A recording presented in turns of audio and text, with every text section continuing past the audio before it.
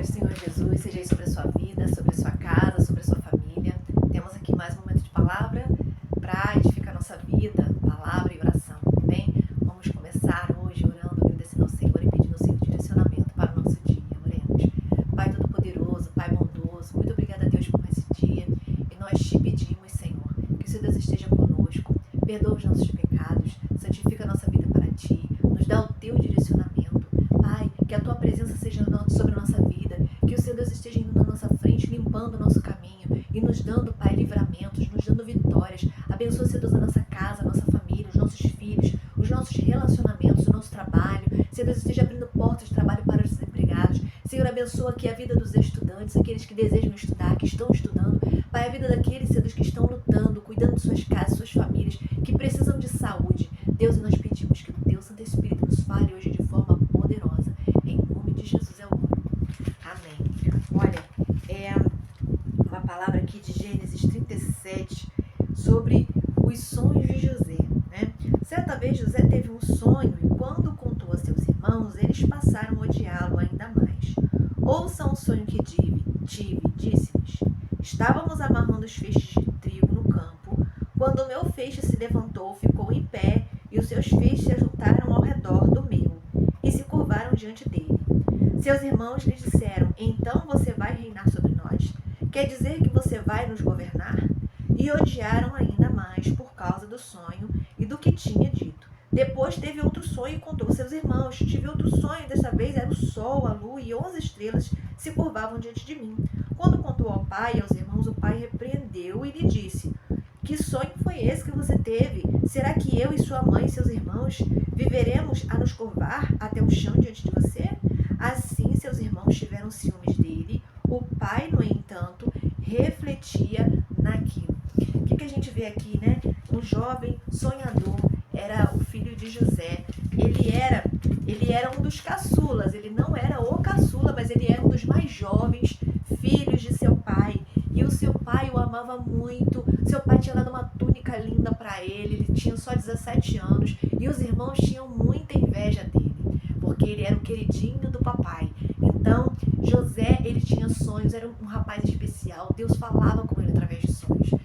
E os irmãos, eles tinham inveja, nutriram essa inveja a tal ponto de pegar o irmão num lugar deserto. Não sei se você já conhece essa história, mas José, ele foi vendido pelos irmãos, vendido como escravo. E nisso ele foi parar no Egito. Lá no Egito ele trabalhou como escravo, ele foi trabalhar na casa de Potifar como administrador. Ele foi tentado pela mulher de Potifar, por isso ele foi parar na cadeia. Houve uma acusação falsa sobre ele, ele foi parar numa cadeia, ele ficou naquele tempo ali na cadeia. Na cadeia ele continuou sendo uma pessoa boa, ali na cadeia ele também foi administrador, ele ajudou o carcereiro, ele interpretava sonhos. Então ele era um rapaz de Deus, uma pessoa que tinha a presença de Deus na vida dele. E ele só dava bom testemunho por onde ele passava. Deus tinha um plano na vida de José. E José, como ele era muito... Deus, ele comunicava esses planos que tinha através de sonhos. Mas como José, ele era inocente, ele não tinha discernimento, ele contava esses sonhos. E ele também não tinha discernimento para compreender que seus irmãos tinham inveja dele. E ele contava esses sonhos. E o que aconteceu foi que pessoas que ele amava, que ele confiava, vieram a traí-lo. E ele passou por tudo isso. Deus permitiu. Mas se você for acompanhar a história nos versos seguintes, até mesmo em capítulos seguintes do livro de Gênesis, você vai ver que José foi parar no Egito, mas teve um dia que Faraó teve um sonho. E ele foi interpretar o sonho do Faraó. E quando ele interpretou o sonho do Faraó, ele disse para Faraó que viriam 7 anos de bonança e 7 anos de fome, que todo o alimento, todo o celeiro deveria ser muito bem administrado para que o povo do Egito não passasse fome. E Faraó então não sabia quem colocar para fazer aquela administração, mas viu em José alguém que poderia governar o Egito e prevenir o Egito de passar por uma situação de escassez. E José, que estava na prisão, veio de prisioneiro a governador, recebeu um anel de honra, um título de honra. E depois, quem foi que precisou de alimento? Foi lá a sua família, que estava longe do Egito. Mas eles souberam que no Egito tinha alimento. E a quem que eles foram pedir? Para José. Então, o que a gente aprende aprende aqui com essa palavra, não é? Que Deus, o nosso Deus, Ele é poderoso. Para Ele não existe nada difícil, ninguém pode frustrar os planos do Senhor. Os irmãos de José talvez venderam José achando que vamos frustrar os sonhos desse menino aí, desse jovem, né, sonhador, né, com a inveja deles, achando que eles iam frustrar. Mas os planos de Deus, ninguém frustra. Olha, antes de Deus te dar uma promessa, Deus, Ele te prepara para a promessa, como Ele fez na vida de José, não é? Então, Ele te separa dos demais. Às vezes a gente precisa sair do meio de pessoas. Às vezes tem pessoas que a gente pensa que ama a gente, que a gente ama as pessoas que a gente respeita, são pessoas queridas. A gente pensa que ama a gente, mas às vezes tem inveja da gente. E a gente se mantendo perto de pessoas assim, mesmo a gente não sabendo, essas pessoas vão nos atrapalhar. Por isso que às vezes Deus, tira. Então Deus, Ele te separa, não é? De repente você está vivendo aí um momento de solidão e você não sabe por quê. De repente todo mundo foi para longe de você. Ou de repente você teve que ir para um lugar distante e você não sabe o porquê. Deus pode estar te separando para um tempo de cumprimento de promessa. E no tempo da solidão, Deus, Ele trabalha em você. No tempo do distanciamento, Deus, Ele trabalha na sua vida. E Ele te separa dos demais. E Deus nos separa por quê? Porque Ele quer nos munir com ferramentas necessárias para a nova temporada que nós vamos ter. Então Deus, Ele tem uma nova temporada para sua vida. Se você está vivendo um momento de reclusão, um momento em que ninguém te procura, um momento em que os amigos foram embora, um momento de repente até de traição por pessoas que você amava, que você admirava, e agora essas pessoas se foram, ou você precisou sair de perto. Então é Deus te guardando, é Deus te protegendo e é Deus te preparando, porque nesse tempo aí que você pensa que você está sozinho, Deus, Ele vai estar te munindo, preparando você com as ferramentas certas para você alcançar o propósito dele para sua vida e as promessas dele também. Deus, Ele quer que você conheça a voz dele. Quando a gente está no meio de muita gente, a gente escuta muitas vozes.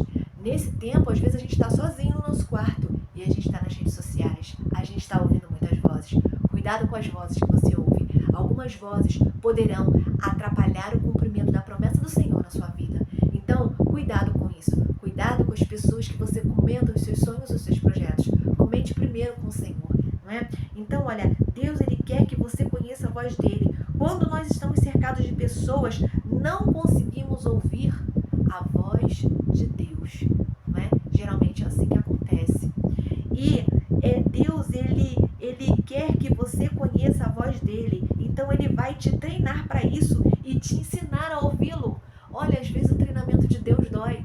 O treinamento para José do Egito foi um treinamento na prisão. Ele era um rapaz muito inocente, então ele precisava ter mais discernimento. Deus permitiu tudo aquilo. Deus permitiu ele ser assediado na casa de Potifar, mas para que ele aprendesse muita coisa.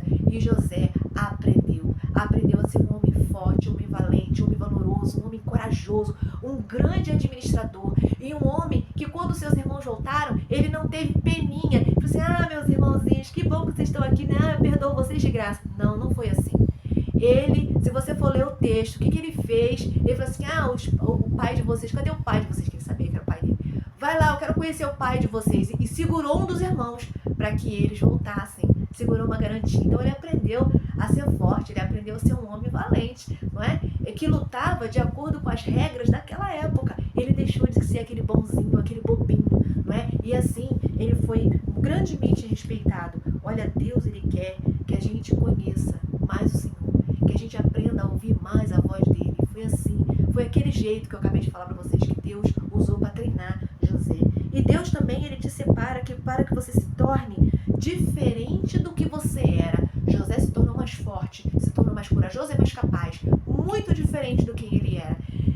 Quando as pessoas te virem 5 anos depois de um afastamento, as pessoas vão olhar: puxa, quem era ela? Quem era ele? As feridas que essa pessoa tinha, o jeito como essa pessoa tratava os outros, né? Ela vivia reclamando. Quem era ela? Pois é. Então esse tempo de afastamento, um tempo de reclusão, um tempo em que Deus te tira de perto de muitas pessoas, de repente parentes, de repente amigos que você amava tanto, mas eram pessoas que não estavam contribuindo com o seu crescimento, que poderiam no futuro até vir a te prejudicar mais. E aí Deus te tira e Deus te prepara. Deus começa num tempo a te munir de ferramentas que Ele tem te conhecem pelos teus defeitos, pelas tuas fragilidades, pela tua vulnerabilidade, sabe? Mas quando você for transformado pelo Senhor no secreto, quando você se retirar, quando você estiver num outro lugar, longe de tudo e de todos, depois as pessoas vão te ver e elas vão te conhecer pela transformação que o Senhor fez na sua vida. É um tempo, de repente, você está vivendo aí, de você estar sendo preparado pelo Senhor para você viver as promessas de Deus. Então, não fique triste, não fique com raiva de Deus se você está vivendo um momento desse, né? José, ele viveu um momento, mas não há relatos na Bíblia que José tenha murmurado na prisão, que ele tenha ficado irritado, sabe, com Deus, que ele tenha amaldiçoado o dia do nascimento dele. Não há.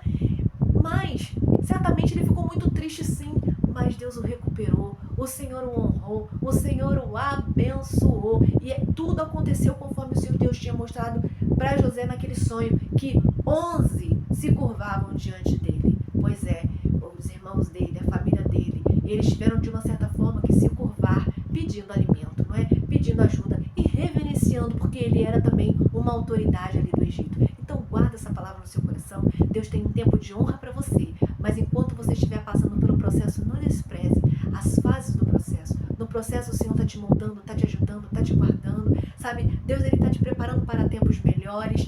Deus, ele está te preparando para você receber a promessa. Deus está contigo. Se você está recluso, reclusa, se você está longe daqueles que você mais amava, Deus, ele está contigo. Ele tem um propósito nessa